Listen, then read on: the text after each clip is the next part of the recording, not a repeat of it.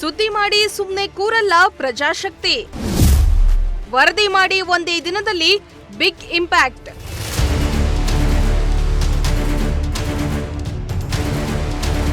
ತುಮಕೂರು ನಗರದ ಮಂಡಿಪೇಟೆಯಲ್ಲಿ ಬಲಿಗಾಗಿ ಟ್ರಾನ್ಸ್ಫಾರ್ಮರ್ ಕಾಯ್ತಾ ಇದ್ದು, ಈ ಬಗ್ಗೆ ಪ್ರಜಾಶಕ್ತಿ ಟಿವಿ ವರದಿ ಮಾಡಿತ್ತು. ವರದಿ ಮಾಡಿದ ಒಂದೇ ದಿನದಲ್ಲಿ ಬೆಸ್ಕಾಂ ಅಧಿಕಾರಿಗಳು ಎಚ್ಚೆತ್ತುಕೊಂಡಿದ್ದಾರೆ.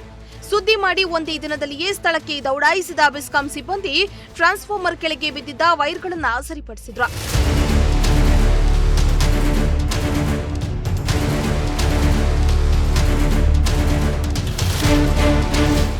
ಮಂಡಿಪೇಟೆಯಲ್ಲಿ ಟ್ರಾನ್ಸ್ಫಾರ್ಮರ್ ತಂತಿಗಳು ಮುರಿದು ಜೋತು ಬಿದ್ದಿದ್ದು, ಕೇಬಲ್ಗಳೆಲ್ಲ ಸುಟ್ಟು ಹೋಗಿತ್ತು. ಇದರಿಂದ ಅಪಾಯ ಹೆಚ್ಚಾಗಿತ್ತು. ಈ ಸ್ಥಳದಲ್ಲಿ ಸಾರ್ವಜನಿಕರು ದಿನನಿತ್ಯ ಓಡಾಡ್ತಾ ಇದ್ದು, ಸುಟ್ಟು ಹೋದ ತಂತಿಗಳು ಕೈ ಎಟಕುವಂತಿತ್ತು. ಈ ಬಗ್ಗೆ ಬೆಸ್ಕಾಂ ಅಧಿಕಾರಿಗಳು ಎಚ್ಚೆತ್ತುಕೊಂಡು ಒಂದೇ ದಿನದಲ್ಲಿ ಸಮಸ್ಯೆ ಪರಿಹರಿಸಿದ್ದಾರೆ.